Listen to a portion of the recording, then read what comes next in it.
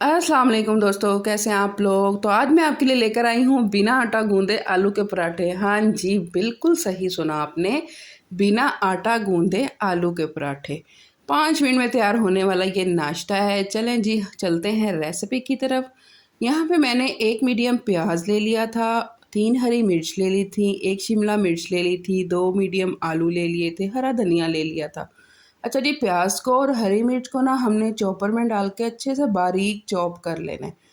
और उसके बाद चॉप करने के बाद ये देखें, बिल्कुल बारीक कर लिया मैंने। उसके बाद मैंने शिमला मिर्च बिल्कुल छोटे पीसेस में ना बारीक बारीक कट कर ली थी।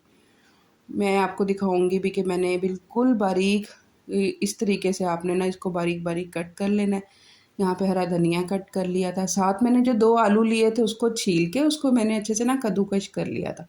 कद्दूकश करने के बाद हमने इसको निचोड़ के ना सारा इसका जो पानी है ना हमने वो निकाल लेना है।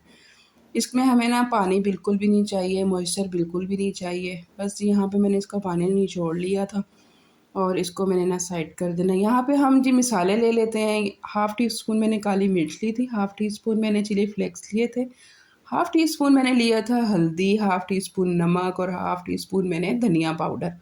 अच्छा, ये जो मिसाला मैं आपको दिखा रही हूँ, ये मिसाला मल्टीपर्पज़ मिसाला है। मैं इसे ना बना के एक ही दफ़ा ना जार फिल करके रख लेती हूँ।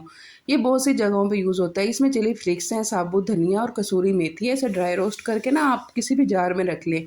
ये आपके पराठों में यूज़ हो जाती है, ये आपके दाल के तड़के में यूज़ हो जाती है, ये आपके पकौड़ों में यूज़ हो जाती है।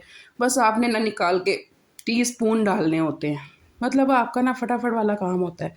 यहाँ पे जी मैंने ले लिया था 1 कप गंदम का आटा और हाफ़ कप मैंने ले लिया था मैदा। मैदा टोटली ऑप्शनल है, मैंने अपनी मर्ज़ी से डाला था कि थोड़े से मुझे वाइट पराठे पसंद हैं। आप बेशक इसे सिर्फ गंदम में बना लें। तो मैंने जो बाकी हम लोगों ने जो इसमें चीज़ें चॉप की थी, कटिंग की थी, वो सब कुछ हमने ऐड कर देना है और साथ हमने ना इसमें 2 अंडे ऐड कर देने हैं। क्योंकि मैंने 1 डेढ़ कप लिया था ना, आधा कप मैदा और 1 कप मैंने गंदम का आटा लिया था, तो मैंने 2 अंडे ऐड किए थे। अगर आप 1 कप आटा ले रहे हैं तो आप 1 ही अंडा ऐड करेंगे। यहाँ पे जी थोड़ा-थोड़ा पानी डाल के ना मैंने इसका मिक्सचर तैयार कर लेना है। लें जी, यहाँ पे मुझे सुकून नहीं आया और मैंने किया देसी काम अपने हाथ को यूज़ करके। यहाँ पे हम अच्छे से जो है ना इसकी मिक्सिंग कर लेंगे। हमें ना ज़्यादा रनी टेक्सचर नहीं चाहिए। चलें जी, जब तक मैं मिक्स कर रही हूँ आप मेरे चैनल को सब्सक्राइब कर दें, लाइक कर दें, शेयर कर दें, प्यारा सा कमेंट कर दें और बेल आइकन को हिट करना मत भूला करें।